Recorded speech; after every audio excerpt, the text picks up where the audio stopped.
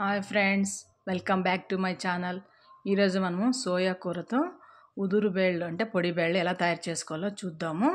ముందుగా ఎసురు పెట్టేసి ఎసురులోకి మనము కందిబేళ్ళు నానబెట్టి పెట్టుకున్న కందిబేళ్ళు వేసేసుకుందాము. ఆ బేళ్ళు ఉడికే లోపల మనము ఆకుకూరను తరుక్కుందాము. ఇది సోయా కూర చాలా మంచిదండి హెల్త్కి.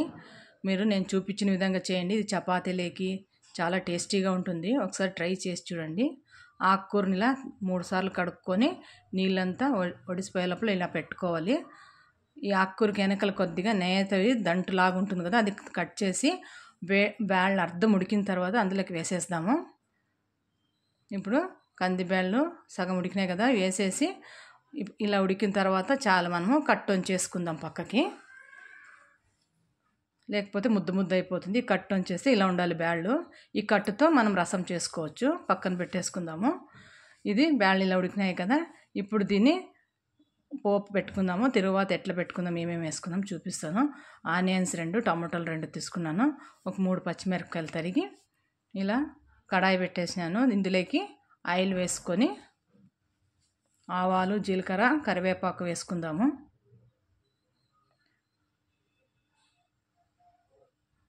ఇవి చిటపడలాడక పచ్చిమిర్చి కూడా వేసుకొని, పచ్చిమిర్చి ముందుగా వేసుకుంటే కొద్దిగా కారం దిగుతుంది. ఆయిల్లోనే వేసేసుకోండి.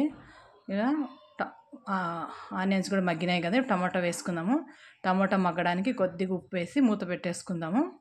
బాగా మగ్గినాయి టమాటాలు కూడా. ఇప్పుడు మనము పసుపు, కారము వేసుకుందాము. పచ్చిమిర్చి మనము కొన్ని వేసుకున్నాం కూడా, కారం కొద్దిగా వేసుకోండి. ఇప్పుడు ఆకుకూర అంతా తరిగి పెట్టుకున్నాం కదా, సోయా కూర, ఇదంతా బాగా ఇలాగా ఆయిల్లోనే మగ్గేలాగా కలుపుకుందాము. బాగా కలుపుకొని కొద్దిగా మూత పెట్టేస్తే బాగా మగ్గిపోతుంది. మనం ముందుగా పెట్టుకున్నాం కదా, ఉడికిచ్చేసుకొని బేళ్ళు ఇవి వేసుకుందాము.